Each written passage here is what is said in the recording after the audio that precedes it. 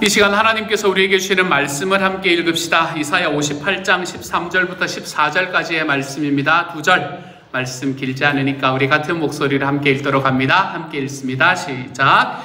유다야, 내가 안식일에 발길을 삼가 여행을 하지 않으며 나의 거룩한 날에 너의 쾌락을 일삼지 않으며 안식일을 즐거운 날이라고 부르며 주의 거룩한 날을 존귀한 날이라고 한다면, 그리고 이 날을 귀하게 여겨서 내 멋대로 하지 않으며 너 자신의 쾌락을 찾지 않으며 함부로 말하지 않으면 그때에 너는 주 안에서 즐거움을 얻을 것이다. 내가 너를 땅에서 영화롭게 하고 너의 조상 야곱의 유산을 먹고 살도록 하겠다. 이것은 주님께서 친히 하신 말씀이다. 아멘.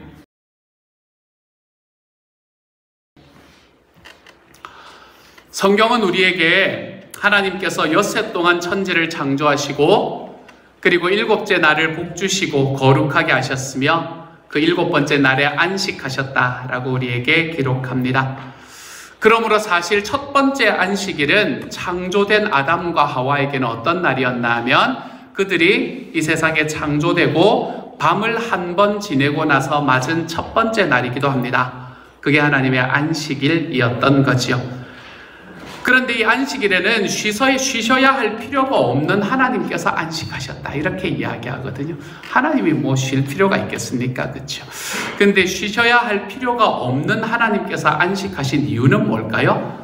당연히 인간을 위해서 그랬겠죠. 우리를 위해서 하나님께서는 안식하셨습니다. 그리고 또한 이는 일이 아니라 안식하는 것이 하나님의 본래의 창조의 목적임을 보여주는 일이었습니다. 그런데 그 이후에 일어난 범죄가 있습니다. 사람이 죄를 짓게 되었어요. 사람이 죄를 짓는 이 범죄로 인해서 인간은 하나님의 창조 목적인 이 안식이라는 것을 경험하지 못할 뿐 아니라 그때부터 시작해서 우리가 하는 모든 노동은 고생이 되기 시작을 했습니다. 인간은 범죄 이후에 참된 안식이 무엇인가 라는 것은 알지 못한 채 노동과 그 노동을 위한 휴식의 쳇바퀴, 노동하기 위한 휴식, 그리고 또 노동하고 또 노동하기 위한 휴식을 하는 이 쳇바퀴 속에서 전혀 피로감을 벗어나지 못하고 사는 것이 인생의 실존이 되었습니다. 그래서 만날 때마다 피곤하다 그러지 않습니까? 늘 피곤하다라는 이야기를 입에 달고 사는 삶이 되었지요. 그 과정에서 우리의 삶에 이 휴식을 책임져줄 오락이라는 것은 하나님의 자리를 대신하는 우상이 되어버리고 말았습니다. 생수의 근원인 하나님을 버리고 터진 웅덩이를 파서 해결하려는 어리석은 인생이 점점 되어가고 말았죠. 이런 인생에 참된 안식이 무엇인지를 모르고 살아가는 인생에 안식을 주시려고 하나님께서는 예수 그리스도를 이 땅에 보내셨습니다. 그래서 예수님은 우리가 찬양한 것처럼 수고하고 무거운 짐진 사람들은 모두 내게로 오너라, 내가 너희를 쉬게 하겠다 라고 초대의 말을 내어 뱉으십니다. 이 초대의 말로 인해서 죄의 짐 아래에서 절대로 안식을 알지 못하는 인생들을 예수님은 하나님께로 부르셨지요. 그리고는 우리에게서 안식을 빼앗아간 이 죄의 삭, 우리가 범죄함으로 안식이 없어졌다 그랬잖아요. 이 죄의 삭을 갚기 위해서 예수님은 우리를 대신해서 십자가에 죽게 되셨습니다.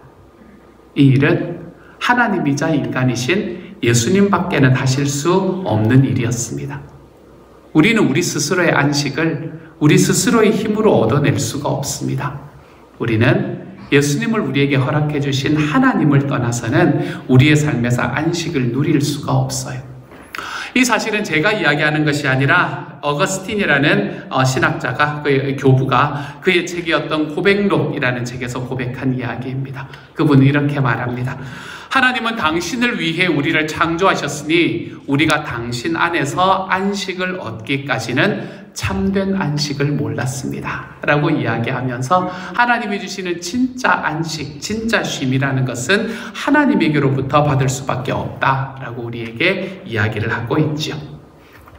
이런 큰 그림 속에서 하나님은 이집트의 종살이에서 구원하여 내신 백성에게 안식일을 지켜라 라고 명령을 하셨습니다. 하나님은 백성들에게 안식일을 지켜라 라고 명령하셨고, 안식일을 지키는 것은 그들이 하나님의 언약 백성이라는 표식이다 라고 이야기하셨습니다. 너희가 나를 너의 하나님으로 모시기 때문에, 너희는 내 백성이기 때문에 너희는 안식일을 지키는 거야 라고 말씀하셨죠. 근데 한 가지 아이러니가 발생하고 맙니다. 왜 그런가 하면, 어떤 아이러니인가 하면, 하나님께서 하나님의 백성의 표식으로 삼으려고 주신 이 안식일이라는 것이 이스라엘 백성에게는 다시 짐과 멍해가 되어버리기 시작한 거예요. 하나님께서는 선한 의도로 주셨는데 이것이 백성들에게는 짐이 되어버리기 시작한 겁니다. 이 딜레마는 그때 당시 이스라엘 백성들에게만 있던 딜레마가 아닙니다. 이 딜레마는 지금 현대의 피곤한 사회, 언제나 피곤하다고 입에 달고 살아가는 우리들에게도 늘 존재하는 씨름입니다. 많은 점에서 현대사회는 과거보다는 훨씬 더 편리함으로 가득합니다. 우리는 얼마나 편리한 삶을 사는지 모릅니다. 그런데 그렇기에 오히려 현대인은 과거 어느 때 사람들보다 더 누적되어 있는 피로감을 가지고 살아갑니다. 우리 늘 피곤하다 그래요. 늘 못 잔다 그래요. 왜 못 자는지를 잘 생각해 보면 이유는 있을 것 같은데, 어쨌든 늘 못 잔다고, 잠이 부족하다고, 늘 피곤하다고, 우리는 그렇게 이야기하는 삶을 살아갑니다. 우리가 늘 피곤하기 때문에, 안식을 누리지 못하기 때문에 거기에 대한 보상 심리가 발동을 합니다. 그래서 우리는 필사적으로 자기 오락을 추구합니다. 내가 이걸 하면 좀 즐겁다라고 생각하는 것을 필사적으로 추구합니다. 그런데 그 안에서도 안식을 누리지는 못합니다. 그래서 우리는 쉬면 쉴수록 더 피곤합니다. 그리고 그 피곤한 쉼을 얻기 위해서 또 더 열심히 일을 합니다. 이 쳇바퀴입니다. 이 쳇바퀴. 아니, 어쩌면 순서가 반대일 수도 있습니다. 삶의 일상이 너무 치열하기 때문에 온 힘을 다한 피곤한 일을 하기 위해서는 내가 지금은 쉬어줘야 된다라는 이 강박관념에 사로잡혀 있을 때도 많습니다. 그러면 이게 우리의 사는 삶이라면 여러분, 우리는 한번 질문을 해볼 필요가 있습니다. 이 피곤한 세상살이에서 과연 믿음이라는 것은 어떤 역할을 하냐는 겁니다.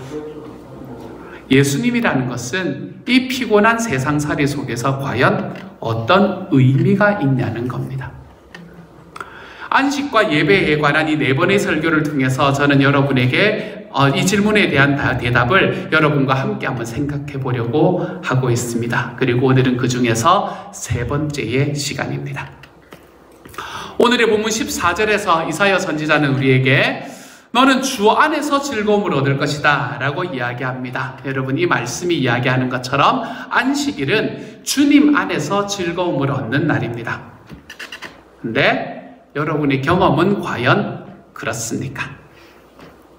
하나님께서는 뭐라고 말씀하시나 하면, 이거 이제 3주 전에 한 이야기예요. 네 멋대로 행하지 않고 너 자신의 쾌락을 찾지 않으면 너희는 주님 안에서 즐거움을 얻을 것이다 라고 말씀하십니다. 이것이 인간을 창조하시고 설계하신 하나님의 말씀입니다. 그러므로 여기에는 안식의 열쇠가 있을 수밖에 없습니다.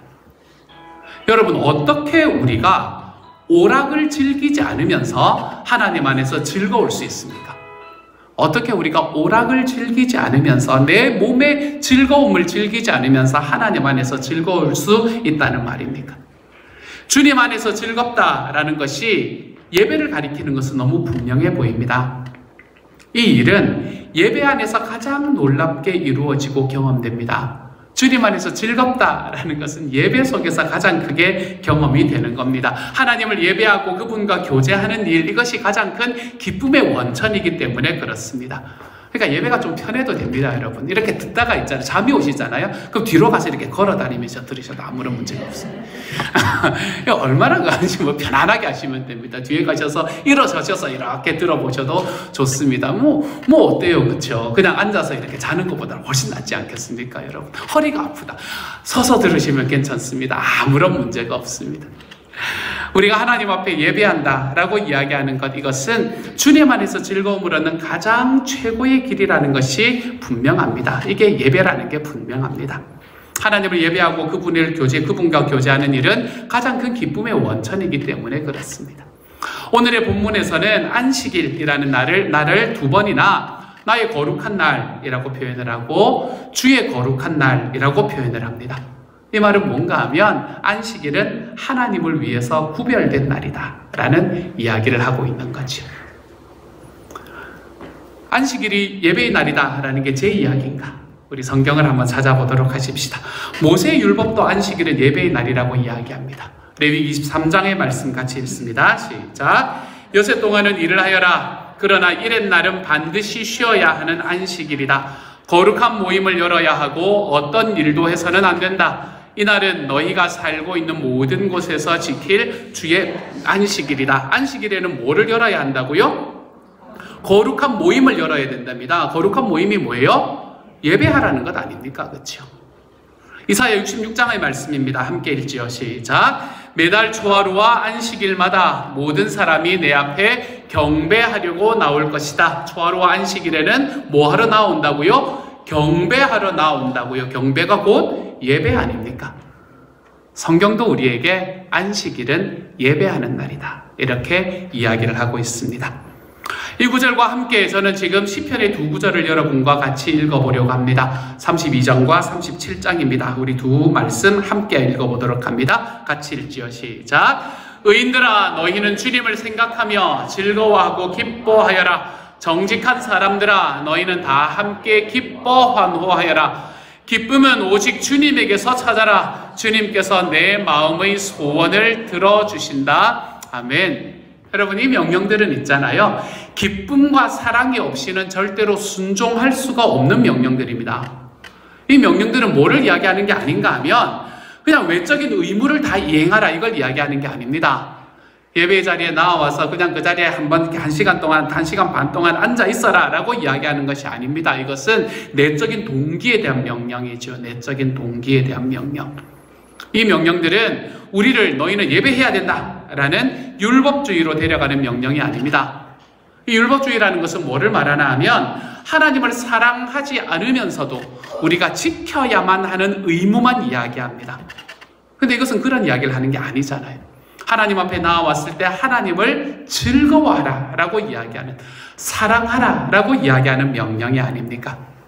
그러므로 공허한 예배 의식에 참여하는 일, 이것이 이 명령을 순종하는 것이 아닙니다. 다음 페이지입니다.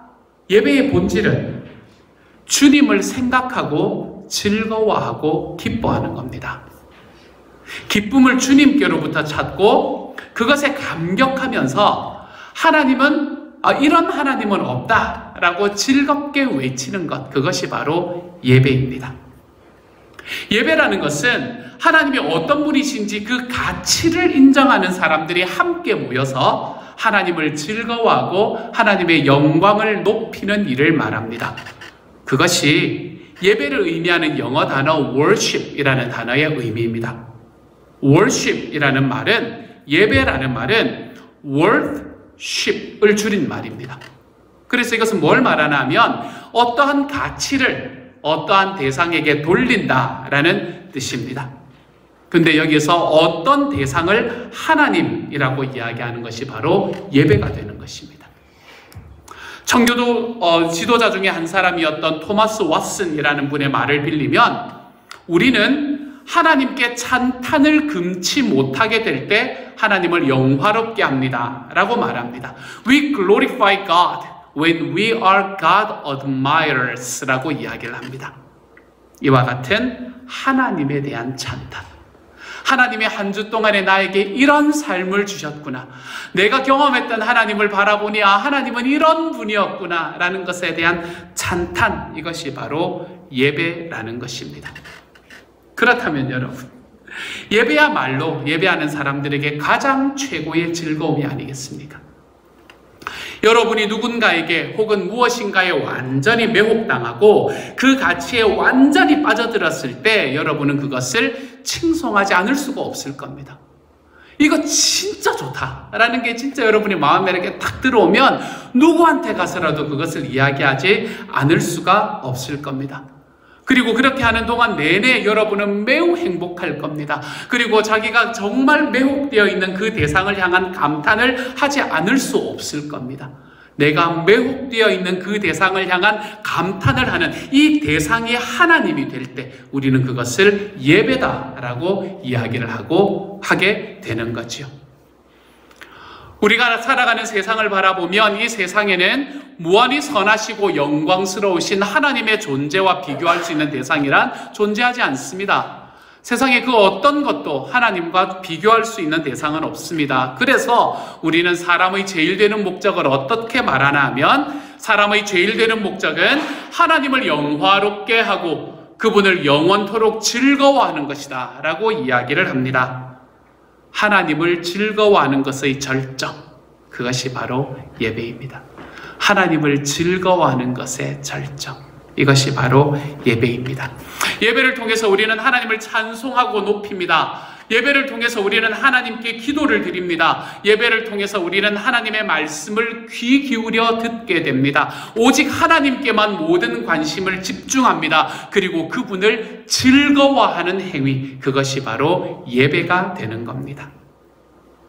우리는 우리의 삶의 평생에 그렇게 해야 됩니다. 하지만 우리는 우리의 일상에서 이렇게 오직 하나님을 의식적으로 생각하고 높이며 마음껏 예배하지를 못합니다. 그런데 주일은 안식의 날로서 우리의 삶에 있는 모든 일상의 일들을 좀 그치고 멈춘 후에 하나님께 예배하는 일에 집중함으로 하나님 앞에서 즐거움을 얻는 예배의 날이 바로 우리의 안식일이 되는 겁니다. 매주일마다 이런 일이 우리의 가슴 속에서 일어난다. 여러분, 우리는 얼마나 새롭게 됨을 경험하고 매주마다 새 힘을 얻어서 살아갈 수 있게 되겠습니까? 이런 이야기를 들으면 얼마나 아름답고 그리고 듣고 상상하기만 해도 제 가슴이 뛰는 이야기라는 것을 느끼게 됩니다. 하지만 우리의 현실은 어떻습니까? 아마 여러분 중에서는 이렇게 이야기하시는 분들이 계실지 모릅니다. 나도 그런 때가 있었지. 그런 경험 알아. 하지만 지금은 안 그런 것 같아. 라고 이야기를 하시는 분들이 계실지도 모릅니다. 아니면 어떤 분들은 바로 지금이야말로 내가 예배의 기쁨과 즐거움을 느끼고 살아가는 시간이야. 라고 고백하는 분들도 계실지 모르겠습니다. 제가 말하고자 하는 것은 왜 예배는 말씀이 이야기하는 것처럼 우리에게 즐거움이 아닌 의무가 되곤 하는가?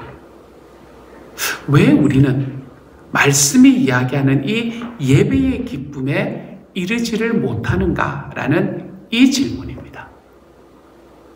여기에는 적어도 두 가지의 장애물이 있기 때문에 그렇습니다. 먼저 첫 번째 장애물은 이겁니다. 같이 읽습니다. 시작. 하나님을 아는 지식의 결핍 내지는 왜곡. 이것이 첫 번째, 우리가 예배의 기쁨을 경험하지 못하게 하는 첫 번째의 장애물입니다. 하나님에 대한 우리의 이해와 지식이 왜곡되는 한 우리는 결코 하나님의 선하심을 맛보아 알 수가 없습니다. 하나님을 모르면 우리는 하나님을 예배할 수가 없습니다. 여러분 생각해 보십시오. 여러분이 경험해 보지 않은 가치를 선전하거나 칭송할 수 있습니까? 여러분이 경험해 보지도 못했는데 이 음식이 너무 좋다라고 사람들에게 막 그거 소개하고 그 사람이 그것을 먹을 수 있도록 이야기할 수 있는 사람이 있습니까? 그럴 수 없습니다. 여러분이 경험하지 못한 혹은 동의할 수 없는 대상에 대해서 누가 침이 마르게 칭찬을 한다고 한번 생각해 봅시다. 그러면 여러분은 그것을 들으면 어떤 느낌이 드시겠습니까? 나는 관심도 없고 내가 경험하지도 못하고 나는 동의하지도 않았는데 누군가 침이 마르게 칭찬을 한다면 우리는 그것이 지겹다라고 느낄 겁니다. 한두 번 들은 게 아니라면 지겹다라고 느낄 것이 분명합니다. 이처럼 예배가 즐거움이 되지 못한다면 여러분은 하나님을 알지 못하기 때문이거나 하나님을 오해하고 있거나 하나님에 대한 어떤 쓴뿌리를 안고 있기 때문일 가능성이 높습니다. 어쩌면 한 번도 하나님을 인격적으로 만난 적이 없는 거듭나지 않은 상태이거나 거듭났다고 할지라도 하나님에 대한 바른 지식과 경험이 너무나 부족하거나 아니면 여러분의 삶에 감당하기 어려운 어떤 사건 때문에 하나님을 원망하거나 지금 하나님께 분노하고 있기 때문일 수도 있습니다. 그렇기 때문에 예배가 즐거움이 되지 못하는 때가 있습니다. 하나님에 대한 올바른 지식이 없기 때문에, 그래서 하나님에 대한 올바른 지식을 예배 속에서 선포하고 설득하는 것은 말씀을 맡은 제 사역이 되는 겁니다. 하나님의 가치를 알고 그분의 영광에 대해서 올바로 인식할 수 있게 되는, 그래서 주님이 소원하시는 교회를 이루는 예배의 잔치를 이루어 드리려는 갈망을 가지고 저는 매주 말씀을 준비합니다. 설교가 하나님의 선하심과 영광을 온전하게 드러낸다면, 제가 하나님의 영광만을 저의 말씀을 통해서 온전히, 저희 설교를 통해 온전히 드러낸다면, 그리고 성령님께서 말씀을 듣는 여러분의 마음에 찾아오셔서 그 말씀을 조명하여 듣는 여러분으로 하여금 하나님의 말씀을 통한 하나님의 영광을 볼 수 있게 만든다면, 여러분은 하나님을 예배하지 않을 수가 없기 때문에 그렇습니다. 사랑하는 여러분, 예배의 연료는 하나님을 아는 지식입니다. 내 하나님이 어떤 분이신지를 알아야 우리는 하나님 앞에 기쁨의 예배를 드릴 수 있게 되는 겁니다. 우리의 예배가 기쁨으로 하나님 앞에 즐거움으로 나아가지 못하는 것을 방해하는 두 번째 장애물은 이것입니다. 같이 읽습니다. 시작. 죄성에게 굴복하는 삶의 태도. 두 번째는 죄성에게 굴복하는 삶의 태도 때문에 그렇습니다. 죄성이라는 것은 아담이 범죄한 후에 모든 아담의 후손에게 주어진 죄의 성향, 이것을 죄성이라고 이야기합니다. 여러분, 사람은 구원을 받았음에도 구원받은 이후에도 이 죄성을 다 가지고 살아갑니다. 죄성을 가진 사람은 하나님 안에서 즐거움을 구하는 대신에 자기의 오락을 통해서 즐거움을 구합니다. 그래서 우리가 읽은 말씀에 나오는 것처럼 발을 금하여 오락을 행하지 않는 것, 이것은 우리 모두에게는 큰 싸움이 됩니다. 왜냐하면 이게 재밌거든요. 내 삶의 오락이 너무 즐겁거든요. 그래서 이것을 금하고 하나님의 즐거움을 쫓는 것은 우리에게는 큰 싸움이 되는 겁니다. 하나님께서는 너의 길로 행하지 말고 너의 오락을 구하지 말라라고 이야기합니다. 너의 길로 걸어가지 말고 너의 오락을 구하지 말라라는 이 이야기에, 이 말씀에 순종하지 못하도록 죄성은 우리들의 삶에 찾아와서 끊임없이 설득하고 회유하고 압박합니다. 이렇게요. 나는 지난 며칠 동안 너무 수고했어. 그래서 나는 오늘 주일에 내가 원하는 것들을 마음껏 하면서 푹 쉴 권리가 있어 라고 스스로에게 말합니다. 우리는 매주일 이런 싸움을 합니다. 이때 하나님을 인격적으로 만났고 그 선하심을 맛본 사람이라면 이 모든 유혹과 압박에도 불구하고 하나님 앞에 안에서 즐거움을 얻고자 하나님께 나아올 것입니다. 나의 오락을 추구하는 이 짜릿함보다, 그 기쁨보다 하나님의 선하심을 맛보아서 아는 기쁨이 훨씬 더 크기 때문입니다. 그 만족이 훨씬 더 크기 때문에 그렇습니다. 그리고 이 죄성은 또 다른 방식으로 나타나기도 하는데요. 그 또 다른 방식으로 나타나는 것이 무엇인가 하면 게으름이라는 것으로 나타납니다. 육체의 휴식을 취하는 것이야말로 스스로가 자신에게 주는 선물이다 라고 여기고 게으름에 자기 자신을 내어 맡깁니다. 원하는 것을 마음껏 하는 자유라든지 내 오락을 마음껏 추구하는 것뿐 아니라 나의 육체적인 게으름도 역시 예배의 적이 된다는 사실을 유념해야 합니다. 예배의 적이라고 표현을 했습니다. 예배의 적이란 다른 말로는 우상이라고 말해도 아무런 문제가 없습니다. 하나님만을 예배의 대상으로 여기고 예배해야 하는 인간이 다른 것들을 예배하기 시작하는 것, 그것이 바로 우상이기 때문에 그렇습니다. 이처럼 예배를 방해하는 장애물은 크게 두 가지입니다. 하나님을 아는 지식의 결여와 왜곡, 그리고 인간의 본성에 깊이 자리하고 있는 죄성, 이런 것들이 우리를 하나님 안에서 예배의 기쁨을 경험하게 하는데 가로막는 장애물이 되는 겁니다. 그런데 이런 것들은 우리가 넘을 수가 없는 것들입니다. 인간의 힘으로는 이길 수가 없는 장애물들입니다. 그러면 우리에게는 소망이 없습니까? 그렇지 않습니다. 우리에게는 여전히 소망이 있습니다. 예레미야 32장의 말씀입니다. 함께 읽지요. 시작. 그때에 내가 그들에게 한결같은 마음과 삶을 주어 그들이 언제나 나를 경외하여 그들 자신뿐만 아니라 그들의 자손들까지도 길이 복을 받게 하겠다. 그때에는 내가 그들과 영원한 언약을 맺고 내가 그들에게서 영영 떠나지 않고 그들을 잘되게 할 것이며 그들의 마음속에 나를 경외하는 마음을 넣어주어서 그들이 나에게서 떠나가지 않게 하겠다. 나는 그들을 잘되게 함으로 기뻐할 것이며 나의 온 마음과 정성을 다하여 그들이 이 땅에 뿌리를 굳게 내리고 살게 하겠다. 아멘. 여기서 선지자가 말하는 하나님의 영원한 언약, 이 하나님의 영원한 언약의 내용은 무엇인가 하면 하나님께서 죄인에게 선을 베풀어 주시는 일을 결코 그치지 않겠다라는 게 하나님의 언약이라는 겁니다. 우리가 죄악 안에 머물러 있다고 하더라도 우리가 우리 죄악 속에 머물러 있으면서 내가 하나님 앞에서의 이 게으름과 내가 앞에서 알지 못하는 하나님을 알지 못하는 이 지식의 결여 속에서 내가 머물러 있다고 하더라도 하나님은 그런 우리에게 끊임없이 하나님의 선을 베풀어 주시는 일을 절대 그치지 않겠다라고 이야기하는 겁니다. 언제까지 말입니까? 죄인의 돌 같은 마음이 하나님의 선하심을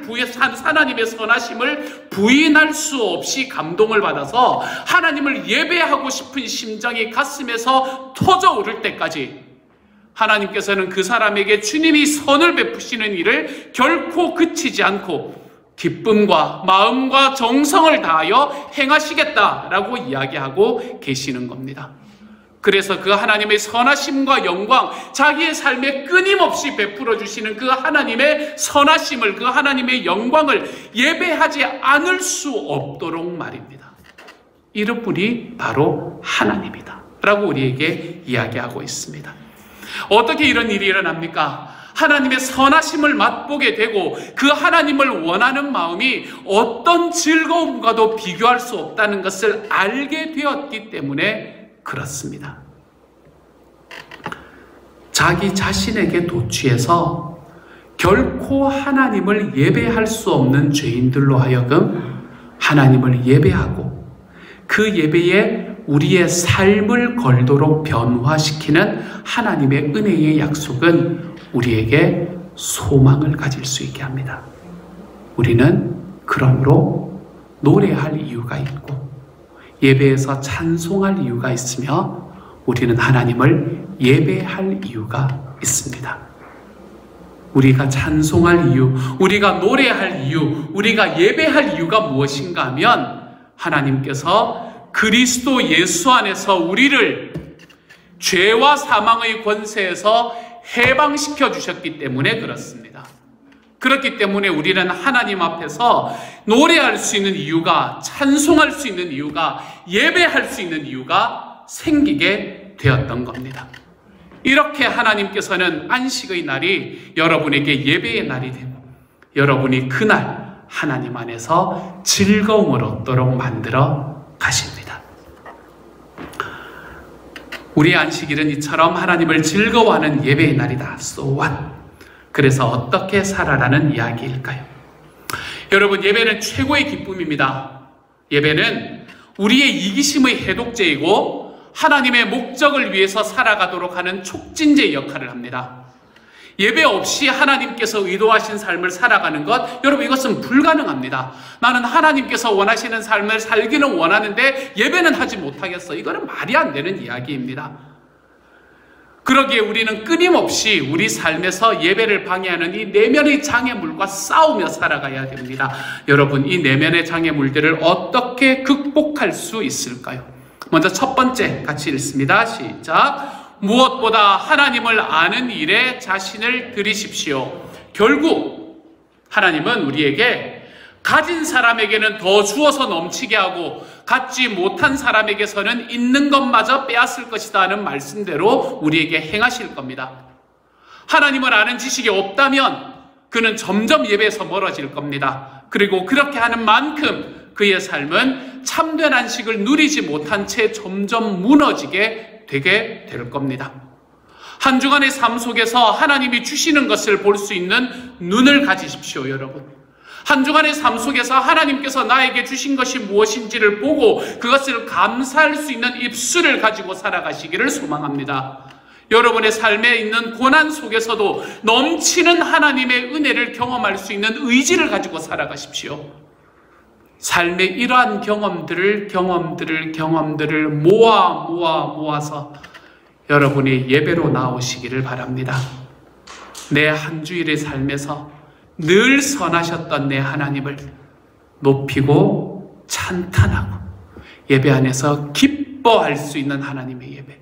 사랑하는 여러분, 저는 저와 여러분의 예배가 이러한 예배로 나아갈 수 있기를 우리 주님 이름으로 축복합니다. 두 번째로 같이 읽습니다. 시작. 죄와 싸우되 힘써 싸우십시오.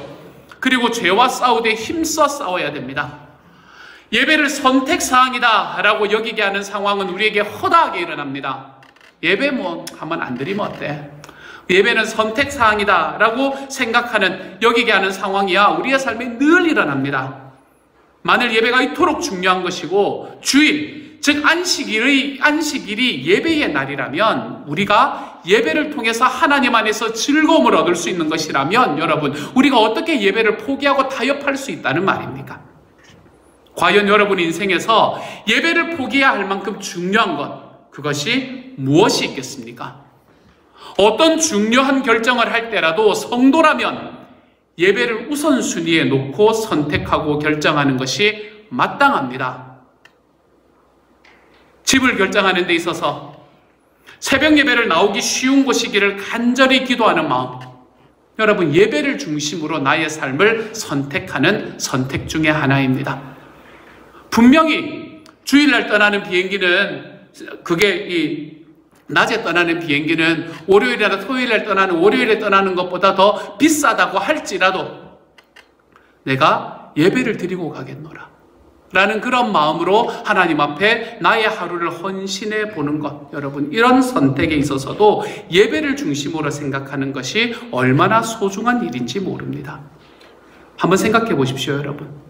만약에 세상에서 내가 한 주일에 하루 하나님을 예배하고 하나님과의 사귐을 갖는 것을 속박이라고 생각하는 사람이 하늘나라에 가서 영원토록 하나님을 섬기고 예배해야 된다면 그는 과연 무엇을 할 수 있겠습니까? 나는 여기 한 주일에 하루도 나에게 속박이고, 한 주일에 하루도 내가 참여하는 게 나에게는 어깨의 짐이라고 생각하는 사람이 하나님 앞에 가서, 하나님 나라에 가서 그의 영혼을 예배하고 살아가야 된다고 생각한다면, 여러분, 과연 그 사람은 거기서 무엇을 할 수 있겠습니까? 주일, 곧 안식일은 성도들에게는 예배의 날로 주어졌습니다. 그리고 예배를 통해서 우리는 하나님 안에서 즐거움을 얻게 됩니다. 이것이 안식일에 우리가 가장 유념해야 될 관건이 되는 거지요. 한 가지만 더 이야기하고 오늘의 말씀을 마무리하려고 합니다. 여러분, 그렇다면 예배를 실패하는 것은 과연 어떤 결과를 가져오는 걸까요? 성경은 아담과 하와가 범죄함으로 타락한 뒤에 에덴 동산 밖에서 그들의 두 아들인 가인과 아벨이 드렸던 예배의 이야기를 자세하게 기록하고 있습니다. 창세기 4장 3절부터 5절입니다. 함께 한번 읽어봅시다. 시작. 세월이 지난 후 뒤에 가인은 땅에서 거둔 곡식을 주께 제물로 바치고 아벨은 양떼 가운데서 맏배에 기름을 바쳤다.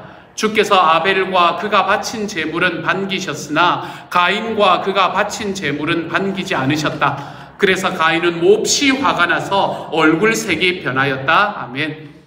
여러 가지의 메시지를 전할 수 있겠지만 저는 여기서 가인과 아벨이 각각 무슨 제물을 드렸느냐 이런 것을 주목하고 싶지 않습니다. 저는 이들이 드렸던 예배의 결과에 주목해 보고 싶습니다.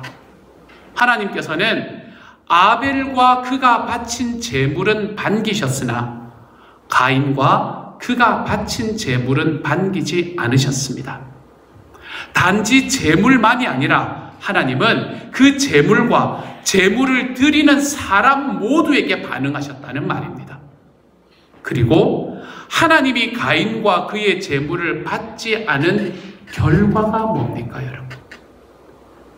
하나님이 가인과 그의 제물을 받지 않은 결과, 그것은 가인의 형제 살인이었습니다. 무엇이 잘못된 겁니까?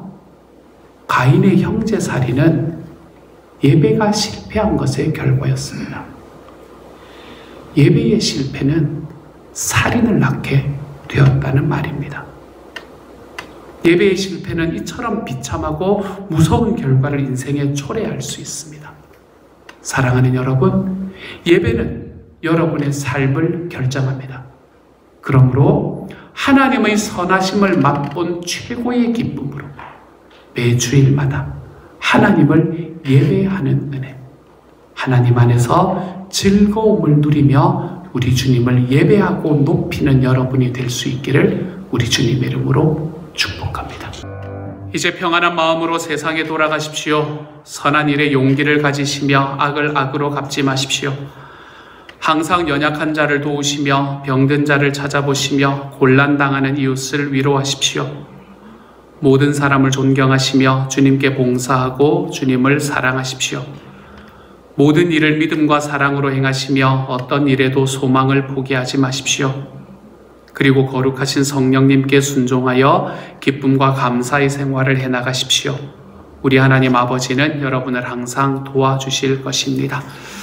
지금은 우리를 죄에서 구원해 주신 우리 주 예수 그리스도의 은혜와 하나님의 놀라우신 사랑하심과 성령님의 교통하시는 은혜가 예배의 기쁨, 주님 안에서 누리는 안식을 매주 경험하며 그 길을 걷는 내면의 장애물들을 극복하기 위해 하나님을 아는 일에 자신을 들여보기를, 죄와 타협하지 않고 싸우며 살아보기를 다짐하고 일어서는 우리 모든 시온영락 식구 한 사람 한 사람에게 지금부터 영원토록 함께 계시기를 간절히 축원하옵나이다. 아멘.